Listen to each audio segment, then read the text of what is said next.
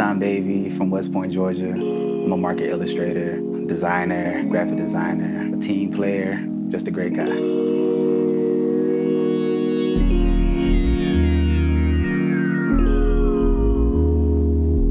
I'm the youngest out of 7 sisters, a big age gap.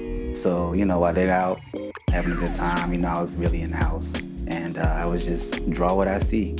If it's something that I enjoy, I would draw it and make my own story. So I just kept doing that until it just became very therapeutic to me, It was almost my voice of communicating without communicating. When I was HighOffMarkers, that was more of I need to find my lane, right? I know I'm doing markers, but everyone's doing markers. I need something else to cling on and make it mine, right?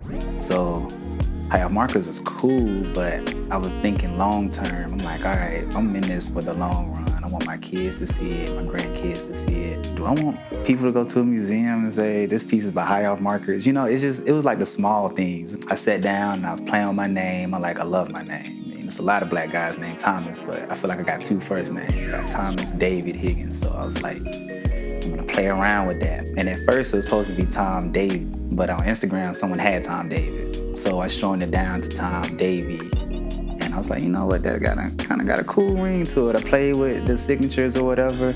And then right at that time, I started getting some more abstract cubism. So I waited to the perfect time at the beginning of the year to flip the name and the style at the same time. And people was like, what just happened? I think I honestly kept up with markers because of a specific art teacher I had in high school. Her name was Rena Weatherington. She was preparing me for AP. We gotta get you in school. You gotta score at least a 5 in AP. And I painted, I did ink pen, I did ink and bamboo, whatever. But it was nothing that she saw that I was like, this still ain't it. So randomly one day she said she went to Office Depot, stole a pack of markers, gave me the pack of markers, and she's like, just try it. And I was just creating with it so fast and so freely, and I think I enjoyed the fact that I can mess up, but I can't fix it, but I can still make it look like something else. And the challenge of it was so different that it intrigued me. And then I kept doing it. And she passed when I was in college. And I just after she passed, I think her showing me these markers was like her giving me my own market, showing me my own personality to this art community. I just used to draw a lot of just figures itself, full bodies.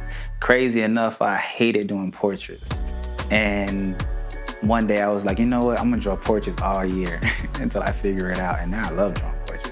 My style kind of went weird. It went from this play of realism, sorta, more of a conceptual style. I can't really say realism because there's some dope realism artists and I don't want them coming for me like, man, you don't do realism. So it was more like a conceptual illustrator style to kind of go into this sequential comic book style with the pen, ink, marker play to I'm banding pen all together into abstract to I like cubism, but it's so stagnant. I want to play with storytelling to now I'm what's that, impressionism? But then I'm all right, it's too impressionism. Let me bring back some of the cubism. So now I kind of mix both in the bubble. So I don't know what that is. I told him I'm gonna call it Davii-ism. I actually started using tone tan paper because one of my mentors, Roger Perella, is a dope tattoo artist. I was getting a tattoo from him and he was like, I use markers too. And I was like, word. And he was showing me his drawings on tone tan. I'm like, damn, this shit's kind of hard. And he was like, yeah, man, tone tan paper, you should try it. And I was like, that's kind of dope. And I think I left the tattoo shop that day and bought the tone tan paper. I dabble in Sandflax all the time. Shout out to Sandflax. They always take care of me. I went to Sandflax and they was like, yo, we got some new tone tan paper in here, but it's 100 pound, it's thick. And I was like, oh, that sounds kind of dope. That sounds like more longevity. I'm always searching for longevity. So I get this paper. It absorbs so much in my ink. I'm like, damn, I'm gonna have to buy a lot of markers for this. But I learned how to use it. And every piece that I do now is on that paper. It's 110 pound tone tan paper. I think what I'm doing now isn't easy to reproduce unless I physically show you and how to understand my puzzle-like thinking to get to this, where I'm at. And I think one of my missions was I never wanted my work to be easily reproduced. Like, I don't want someone thinking they could just pick it up and do exactly what I do. If someone can do exactly what I'm doing, I've trained them to do that, and not to do it like me, but to be better than me. Yeah, I think just the chase on being different and just leaving something original behind is something that separates me. Since I'm a marker artist, I feel like I constantly have to prove myself, that I'm in a tier with the fine art. I can be in this area. I could sell my pieces for that much money. I still feel like I'm in like a bubble that still need to be exposed in that way. I've done great shows and great galleries, but it's still some places I can't reach yet just because of the technique that I use and the people that still want me to paint or do other techniques because it's markers, but I just don't budge on that. I'm an Aries, but I think that's my stubborn point. It's like, I'm not doing that.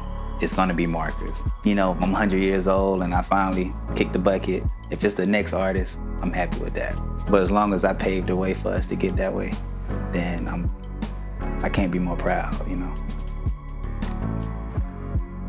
My circle is really my cousins, my nephews, my wife, and their support is always amazing. Like, they critique my work, they'll tell me, bruh, get your shit together. They'll tell me, you gotta go harder. Or they'll also tell me like, yo, this is it. And they'll give me feedback, and I think within the years of us doing that, we're totally honest with each other. And I don't hold nothing against no one. If someone don't like something that I don't do, it's not like an argument. If they got a problem, they always have better solutions. And that's what I love, because I'm like, I know everything that I do is not gonna be what I think it is, but it's dope to have people around me who might not be as creative as me, but has a different eye on the world around me. I am an artist and I love my artwork. I think I will always have 2 or 3 different other occupations I'm working on at the same time. Not just because of the money, but it's just more of the way I create is like, that's my thing. But I'm also interested in sports. I'm also interested in printing. I'm also interested in fashion. So even if I'm not here or if I'm doing the job that I'm doing now, it'll always be something else. It also just helps me breathe a little bit, because I feel like if I overconsume myself and just constantly drawing and creating, and especially like just using it as not only as a hustle to make money and my passion, one of them is gonna get dim. I love to see people win. I like to see people step out and do something that they thought they couldn't do. And I would love to be the voice for that, because, no one told me, you're gonna be this great marker artist. They was just, you're gonna be a good artist. But, when I go back home and I'm in West Point, I'm in LaGrange, people come up to me and it's always smiles and dap, like it's always love. And it's kind of crazy to see, I'm like artist, what I'm saying? I'm just drawing on paper. To me, I'm just like, man, I'm just drawing on paper, having a good time. But, they see more out of that. They see me like, stepping out, me traveling, me connecting, me doing things with the Braves, the Hawks. They see me doing shows in different states. And if that's what it takes to motivate or to show people that it's possible, then that brings me joy. A lot of people don't make it to what they feel like success is, but if you have something that's still here that people still cherish, I feel like that's successful. I was like, man, when I'm 25, man, I'm gonna be a millionaire and woo. But honestly, in my heart, it's like at 25, I just wanted to say I'm doing something that's different, that I can claim that I'm winning at. And if I have to look back and say that, I can say I did that.